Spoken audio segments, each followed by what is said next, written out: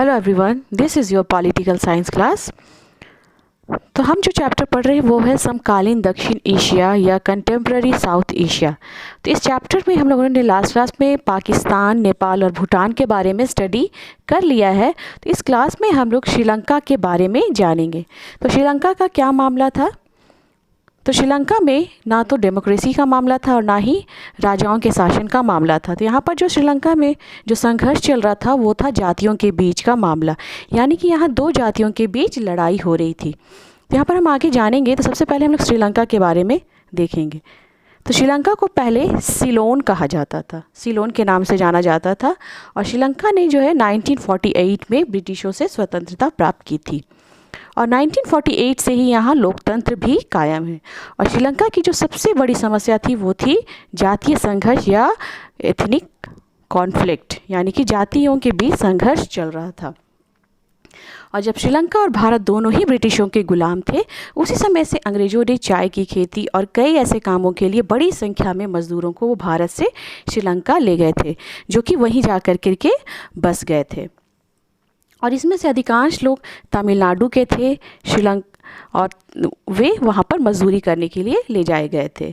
और श्रीलंका में आज़ादी के बाद से ही देखेंगे हम लोग कि वहाँ पर सिंगली जो समुदाय है उनकी मेजोरिटी थी या वो बहुत संख्या में थे।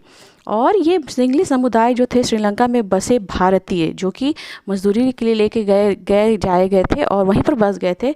और उन्हें बसे भारतीयों को ये सिंगली समुदाय पसंद नहीं करते थे और वे उसका विरोध करते रहते थे। और भारतीय तमिलों को ये दुश्मन भी मानते थे। और इन सिंगलियों का मानना था कि श्रीलंका जो है वो केवल सिंगली कम्युनिटी का ही है। और वहाँ पर तमिल के साथ जो जितने भी तमिल बसे हुए थे उनके साथ काफ़ी ज़्यादा भेदभाव भी हो रहा था। इसलिए जितने भी तमिल जो थे वो श्रीलंका में बसे थे वे अलग राज्य की मांग करने लगे। और इन्होंने क्या किया कि अपना एक अलग संगठन भी बनाया। यहाँ पर हम लोग देख रहे हैं लिट्टे नामक एक ऑर्गेनाइजेशन बनाया, जो कि है जिसको हम लोग कह सकते हैं लिबरेशन टाइगर्स ऑफ तमिल इल्लम। और इसी संगठन के द्वारा ये लोग श्रीलंका के सेना के साथ 1983 से ही वहाँ पर क्या कर रहे हैं, संघर्ष कर रहे हैं, लड़ाई लड़ रहे हैं। और ये लड़ाई की है क्यों है? केवल और केवल अपने लिए अलग देश की मांग है कि हमें अपना अलग देश चाहिए, जहाँ पर कि हमें वहाँ पे अपने अधिकार मिल सके, जहाँ इनके साथ भेदभाव हो रहा है वो ना हो। तो यहाँ पर हम देख रहे हैं कि जो सिंगली और तमिलों के बीच लड़ाई हो रही है वो भारत से जुड़ी हुई, क्योंकि तमिलनाडु के तमिल वहाँ पर बसे हुए हैं। इसलिए वो भारत सरकार पर भी क्या कर रहे हैं, प्रेशर डाल रहे हैं कि वो श्रीलंका में उन्हें उनके अधिकार दिलाए जाएं। इसलिए इसके समाधान के लिए इंडियन गवर्नमेंट ने श्रीलंका की गवर्नमेंट से भी बातचीत की। और यहाँ पर हम लोग देख रहे हैं कि इंडियन गवर्नमेंट ने 1987 में श्रीलंका के साथ एक एग्रीमेंट किया, एक समझौता किया। और जो तमिल और श्रीलंका के गवर्नमेंट के बीच के रिलेशनशिप को सुधारने के लिए भारत ने क्या किया कि जो वहाँ पर तनाव का माहौल है, जो तमिल अपने अधिकारों की लड़ाई लड़ रहे हैं और सरकार से लड़ रहे हैं या सेना के साथ उनका संघर्ष चल रहा है, इसलिए ये जो समझौता हुआ इसके दौरान भारत की ओर से शांति सेना यानी कि पीस कीपिंग फोर्स भेजा गया, जिसके द्वारा कि वहाँ पर शांति की स्थापना की जा सके और जो तनाव का माहौल है उसको भी शांत किया जा सके। इसलिए भारत ने जो है सभी सेनाओं को वहाँ भेजा ताकि जो माहौल है, तनाव भरा माहौल है, वो शांत किया जा सके। और भारत के द्वारा कई अभियान भी चलाए गए इस दौरान, और ताकि वहाँ का माहौल शांत किया जा सके। पर भारत की जनता ने भारत के द्वारा जो ये कार्रवाई की गई थी वो वहाँ की जनता ने पसंद नहीं किया और इसे भारत के द्वारा इंटरफेयर भी माना, जिसके कारण कि शांति स्थापना के लिए जो ये प्रयास किए जा रहे थे या जो माहौल शांत कराने के प्रयास किए जा रहे थे वो असफल हो गए। और भारत की ये सेना जो थी वो 1990 में वापस आ गई। और इन सब के कारण जो था 1990 में ही तमिलनाडु में लिट्टे के द्वारा राजीव गांधी की हत्या कर दी गई। और इन सब के कारण जो ये हुआ, भारत में ऐसा बड़ा प्रधानमंत्री राजीव गांधी की हत्या कर दी गई, तो इन सब के कारण भारत जो है इस मामले से पीछे हट गया।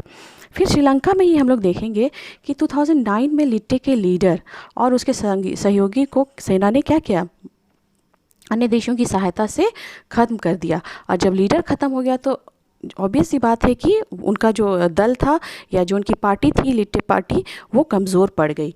और लिटे की स्थिति काफ़ी कमज़ोर पड़ गई। तो यहाँ पर हम ये भी देख रहे हैं कि 1983 से लेकर के 2009 तक जो यहाँ पर संघर्ष चला था, इतना लंबा लगभग 25 वर्षों तक जो यह संघर्ष चल रहा था, वो उनके लीडर के ख़त्म होते ही समाप्त हो गया और कई देशों की सहायता के द्वारा बातचीत की गई और तनाव को ख़त्म कराया गया।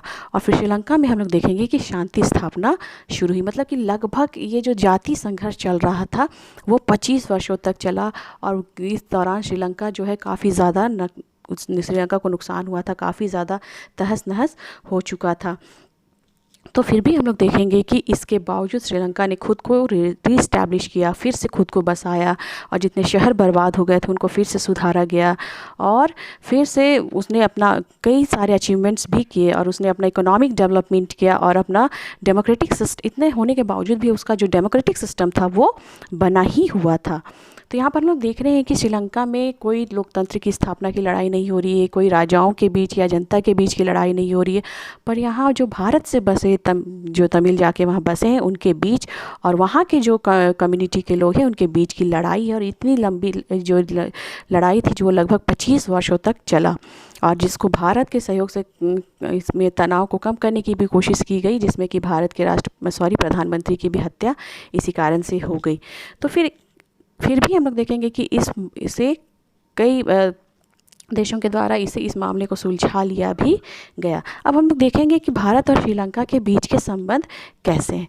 तो भारत और श्रीलंका के बीच जो तनाव का कारण था वो था भारत में जो भारतीय जो थे श्रीलंका में बस गए थे और उनको क्या करना था कि नागरिकता देना था, यानी कि उनको सिटीजनशिप देना था और जो वहाँ उन्हें नहीं मिल रहा था। तो ये जो दोनों देशों के गवर्नमेंट के द्वारा बातचीत किया गया और इस मामले को भी सुलझा लिया गया। फिर हम लोग देखेंगे कि दोनों देशों के बीच मुक्त व्यापार संधि यानी कि फ्री ट्रेड एग्रीमेंट किया गया था, जिसके द्वारा दोनों देशों ने अपने आर्थिक संबंधों को भी मजबूत बनाया कि दोनों देश हम लोग क्या करेंगे, एक दूसरे के साथ मुक्त रूप से व्यापार व्यवसाय करेंगे। फिर हम लोग यहाँ पर देखेंगे कि फाइनेंशियल असिस्टेंस भी बहुत ज़्यादा भारत की ओर से श्रीलंका को दिया गया है, क्योंकि आए दिन वहाँ पर चूँकि श्रीलंका जो है एक तटीय इलाका है और वहाँ आए दिन ऐसी घटनाएं होती रहती है, चाहे वो मतलब कि डिजास्टर्स आते रहते हैं, तो भारत के द्वारा इन्हें वित्तीय सहायता भी दिया जाता है। फिर हम लोग देखेंगे कि दोनों देश के जो हेड हैं वो आपस में एक दूसरे से मिलते रहते हैं, एक दूसरे देश की यात्रा करते रहते हैं ताकि दोनों देशों के संबंध को और भी ज़्यादा मजबूत बनाया जा सके। अब हम लोग नेक्स्ट देखेंगे ये साउथ एशियन कंट्री के बारे में, जिसमें मालदीव के बारे में। इसमें हम लोग भारत और मालदीव के बारे में बात करेंगे कि मालदीव जो है उसके साथ भारत का संबंध बहुत ही अच्छा है। जब हम लोग यहाँ पर देखेंगे कि 1988 में श्रीलंका के तमिल सैनिकों ने मालदीव पर आक्रमण किया था, तब उस समय इंडियन जो गवर्नमेंट थी उसने मालदीव की सहायता भी की थी और तमिल सैनिक जो वहाँ पर जाकर के अटैक किए थे उनको वहाँ से भगा भी दिया था। फिर हम लोग देखेंगे कि मालदीव के लिए भारत ने इकोनॉमिक हेल्प भी बहुत ज़्यादा किया है ताकि उसका वो डेवलपमेंट करा सके। फिर भारत ने मालदीव को सस्ते दर पर, बहुत कम मूल्य दर पर पेट्रोलियम भी उनको प्रोवाइड कराए हैं। फिर उसके बाद हम लोग देखेंगे कि भारत ने मालदीव के इकोनॉमिक डेवलपमेंट के लिए वहाँ पर जो है टूरिज़्म की फिशरीज़ जैसे कई ऐसे उद्योग हैं उसके लिए भी उसने फाइनेंशियल हेल्प किया है। फिर हम लोग देख रहे हैं कि भारत जो है मालदीव के लिए रक्षा सहयोग बढ़ाने के लिए भी विचार विमर्श किया गया है कि भारत के द्वारा मालदीव की हमेशा रक्षा की जाएगी। तो हम लोग यहाँ पर देख रहे हैं कि भारत और मालदीव के संबंध अच्छे हैं और इसमें किसी तरह का तनाव देखने को नहीं मिलता है और हर संभव भारत ने मालदीव की सहायता ही की है। अब हम लोग नेक्स्ट अफ़गानिस्तान के बारे में थोड़ी सी चर्चा करेंगे कि भारत के अफ़गानिस्तान के साथ अच्छे संबंध रहे हैं। दोनों देश के जो हेड हैं वो एक दूसरे के देश गए हैं, जिसके कारण भी दोनों देश के जो है फ्रेंडशिप रिलेशन बने हुए हैं। तो हम लोग अफ़गानिस्तान के बारे में अमेरिकन डोमिनेंस में पढ़ चुके हैं कि वहाँ तालिबानियों ने कब्ज़ा कर लिया था और आतंकवादियों ने अमेरिका में आतंकवादी हमले भी किए थे, जो कि वर्ल्ड ट्रेड सेंटर, पेंटागन भवन और कई जैसे बिल्डिंग पर हमला किया था। वहाँ पे बहुत ज़्यादा नुकसान हुआ था। फिर अमेरिका ने वहाँ पर ऑपरेशन एंड्यूरिंग फ्रीडम चला करके वहाँ पर जो तालिबानी शासन था और उसके द्वारा जो तालिबानियों को जो वहाँ पर बहुत ज़्यादा बढ़ावा मिल रहा था उस शासन को भी ख़त्म कर दिया था। तो अमेरिका के द्वारा ही वहाँ पर क्या हुआ था कि अच्छे शासन की भी इस्टेब्लिशमेंट कराई गई थी। फिर वहाँ पर हामिद कारज़ाई को वहाँ पर प्रेसिडेंट भी अपॉइंट किया गया था। और भारत और अफ़गानिस्तान के बारे में हम लोग देखेंगे कि अफ़गानिस्तान ने जो है भारत ने अफ़गानिस्तान में डेमोक्रेसी को मजबूत बनाने के लिए भी काफ़ी ज़्यादा हेल्प किया है। और 2007 में हम लोग यहाँ पर देखेंगे कि अफ़गानिस्तान को जो है ये सार्क कंट्रीज़ में शामिल किया गया था 8वें मेंबर के रूप में। उसके पहले वो जो है इसमें इस संगठन में शामिल नहीं था। और भारत जो है अफ़गानिस्तान के साथ इकोनॉमिक डेवलपमेंट भी उसकी सहायता कर रहा है। और हम लोग देखेंगे कि भारत में जो है कई ऐसे स्टूडेंट हैं जो पढ़ने आते हैं अफ़गानिस्तान के, और उन्हें स्कॉलरशिप भी दी जाती है ऐसे स्टूडेंट को, ताकि वो अच्छी शिक्षा भी पा सकेंगे। फिर हम लोग यहाँ पर देखेंगे कि अफ़गानिस्तान में भी एक नया पार्लियामेंट बना है, और जो कि भारत की सहायता से ही बना है, और उसे हम लोग अटल भवन के नाम से, जो हमारे प्राइम मिनिस्टर थे, फॉर्मर प्राइम मिनिस्टर, उनके नाम से अटल भवन नामक ये पार्लियामेंट है। तो यहाँ पर हम लोगों ने देखा कि भारत और उनके नेबरिंग कंट्री, जिनके बीच हम लोग देख रहे हैं कि तनाव संघर्ष तो बना ही रहता है, पर इनके बीच को तनाव खत्म करने के लिए और मित्रता के संबंध को बनाने के लिए यहाँ पर जो है दक्षेश या सार्क का निर्माण किया गया। तो ये सार्क क्या है? तो सार्क जो है, जिसे हम south Asian association of regional cooperation, या हिंदी में दक्षिणी एशियाई देशों का क्षेत्रीय संगठन। तो ये दक्षिणी एशियाई देशों का संगठन है या ऑर्गेनाइजेशन है, जिसके द्वारा ये लोग आपस में एक दूसरे से जुड़े हैं। और इस जो ऑर्गेनाइजेशन की जो इस्टेब्लिशमेंट हुई थी वो हुई थी 1985 में, जिसमें कि हम लोग देखेंगे कि भारत, पाकिस्तान, बांग्लादेश, नेपाल, भूटान, मालदीव, ये लोग फाउंडिंग कंट्री के रूप में हैं। और 7 देश उस समय फाउंडिंग कंट्री थे। फिर 2007 में ये जो दिल्ली में सार्क सम्मेलन हुआ था, उसमें अफ़गानिस्तान को 8 मेंबर के रूप में जोड़ा गया। अभी हम लोग वर्तमान में हम लोग देखेंगे कि सार्क जो ऑर्गेनाइजेशन है उसमें 8 सदस्य देश हैं, और सार्क का जो हेडक्वार्टर है वो नेपाल की राजधानी काठमांडू में है। फिर हम लोग यहाँ पर ये देखेंगे कि ये जो सार्क बनाया गया साउथ एशियन कंट्रियों के द्वारा, या दक्षेश बनाया गया, इसका उद्देश्य क्या था, क्या इसके ऑब्जेक्टिव्स रखे गए। तो यहाँ पर हम लोग कई सारे ऑब्जेक्टिव्स देखेंगे कि ये आपस में एक दूसरे को सहयोग करने के लिए या मित्रता संबंध बनाने के लिए ही इस संगठन को बनाया गया था। तो इसके उद्देश्य को हम लोग थोड़ा डिटेल में यहाँ पर जानेंगे। तो फर्स्ट हम लोग यहाँ पर देख रहे हैं दक्षिणी एशियाई के क्षेत्र के लोगों का कल्याण करना तथा उनका जीवन स्तर सुधारना। तो जितने भी दक्षिणी एशियाई देशों के लोग थे, उनका जो कल्याण करना था, क्योंकि ये सारे विकासशील देश हैं, तो उनके जीवन स्तर को भी क्या करना था, सुधारना था, इम्प्रूव करना था। और फिर सेकेंड हम लोग यहाँ पर देख रहे हैं economic, social and cultural development of region, यानी कि सामाजिक, आर्थिक और सांस्कृतिक विकास करना, क्योंकि ये काफ़ी पिछड़े हुए थे हर क्षेत्र में, चाहे वो आर्थिक क्षेत्र में देखा जाए या सामाजिक क्षेत्र में देखा जाए या कल्चर के मामले में देखा जाए, तो ये काफ़ी पिछड़े हुए थे। तो इनका डेवलपमेंट करना बहुत ही ज़्यादा ज़रूरी था। इसलिए इसका उद्देश्य रखा गया था कि हम लोग इन सभी जो इकोनॉमिक हो या सोशल हो या कल्चर रूप में हम लोग एक दूसरे को सहयोग करेंगे और डेवलपमेंट भी करेंगे। फिर नेक्स्ट हम लोग यहाँ पर देख रहे हैं अंडरस्टैंडिंग ईच अदर्स प्रॉब्लम, यानी कि एक दूसरे की समस्याओं को भी हम लोग समझेंगे कि हमारे हर एक देश में, चाहे इंटरनल मामले देखेंगे या एक्सटर्नल मामले देखेंगे, तो कई समस्याएं होती हैं, और एक दूसरे की समस्याओं को हम लोग क्या करेंगे, समझेंगे और उसका सॉल्यूशन भी निकालेंगे। फिर यहाँ पर हम लोग नेक्स्ट देख रहे हैं आर्थिक, सामाजिक, सांस्कृतिक व तकनीकी क्षेत्र में सहयोग। तो जो भी हम लोगों को सहयोग करना है, हम लोग इन सारे फील्ड्स में करेंगे, चाहे वो इकोनॉमिक हो, सोशल हो, कल्चर हो, चाहे वो टेक्निकल फील्ड्स हो, हम लोग एक दूसरे का सहयोग करेंगे। तो ये जो सार्क जो और संगठन बनाया गया था, इसका उद्देश्य ही था कि एक दूसरे में हम लोग क्या करना, सहयोग की भावना बढ़ाना और एक दूसरे का सहयोग करना।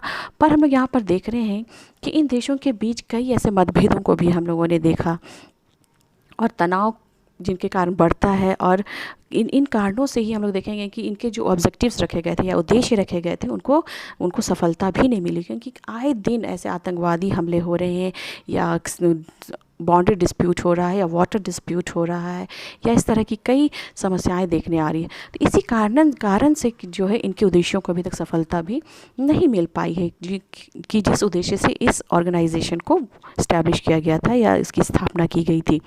फिर यहाँ पर हम लोग देखेंगे कि 2002 में सार्क के मेंबर कंट्री ने दक्षिणी एशियाई मुक्त व्यापार क्षेत्र समझौता यानी कि south Asian free trade agreement भी किया, यानी कि साफ्टा जैसे संगठन को बनाया, जिसका कि ये लोग ये उद्देश्य रखे कि ये पूरे साउथ एशियन कंट्री के लिए व्यापार के क्षेत्र को ये क्या करेंगे, मुक्त रखेंगे। ऐसे एग्रीमेंट किए गए ताकि ये लोग आपस में एक दूसरे के साथ व्यापार कर सकेंगे।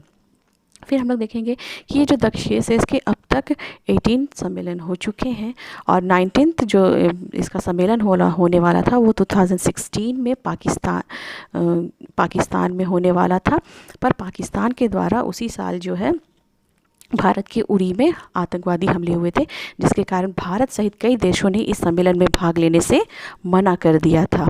और ये आतंकवादी हमला बहुत बड़े पैमाने पर हुआ था और भारत को बहुत ज़्यादा नुकसान भी हुआ था। इस कारण से जो 19th समिट होने वाला था वो नहीं हो पाया और अन्य मेंबर कंट्री ने भी अपना हाथ पीछे कर लिया था इस सम्मेलन में भाग लेने से। तो यहाँ पर हम लोग देख रहे हैं कि जो सार्क समिट जो होते रहते हैं या सम्मेलन होते हैं, इसमें कई ऐसे इश्यूज़ को रखा जाता है ताकि उन सब इश्यूज़ को जो है सुधारा जा सके। जैसे कि ये डेवलपिंग कंट्री इस एरिया में आते हैं तो ये लोग पॉवर्टी को ख़त्म करना, गरीबी को हटाना या जो भी निरक्षरता है उसको ख़त्म करना या इकोनॉमिक कोऑपरेशन करना या जो टेररिज्म जो आज जो है वैश्विक लेवल पर काफ़ी ज़्यादा बढ़ गया है और हर एक देश के लिए समस्या बना हुआ है, तो ऐसे समस्याओं से निपटने के लिए ऐसे संगठन बनाए जाते हैं और सार्क भी इसी उद्देश्य से बनाया गया है। और इस सम्मेलन में ये सारे पॉइंट्स भी रखे जाते हैं कि इनका सॉल्यूशन करना है, चर्चाएँ भी होती रहती, पर अभी तक इन देशों को इन सब मामलों में सफलता भी नहीं मिल पाई। यहाँ गरीबी भी देखने को मिलता है, बहुत ज़्यादा इलिटरेसी भी देखने को मिलता है या इकोनॉमिक डेवलपमेंट भी बहुत ज़्यादा देखने को नहीं मिलता, या आए दिन हम लोग देखते हैं कि आतंकवादी हमले भी होते रहते हैं। तो यहाँ पर जब तक ये लोग सही मायने में एक दूसरे का सहयोग नहीं करेंगे तब तक इस संगठन को जो है सफलता भी नहीं मिल पाएगी। और इसलिए इस संगठन को अगर सफल बनाना है तो इन सभी देशों को क्या करना, आपस में एक साथ जुड़ना है, एक दूसरे का सहयोग करना है या एक दूसरे के साथ फ्रेंडशिप बनाना है, या उसी के द्वारा ही ये कर सकते हैं, डेवलपमेंट कर सकते हैं। तो यहाँ पर हमारा ये जो चैप्टर है ये ख़त्म होता है। नेक्स्ट क्लास में हम लोग नेक्स्ट चैप्टर के साथ फिर मिलेंगे। Thank you.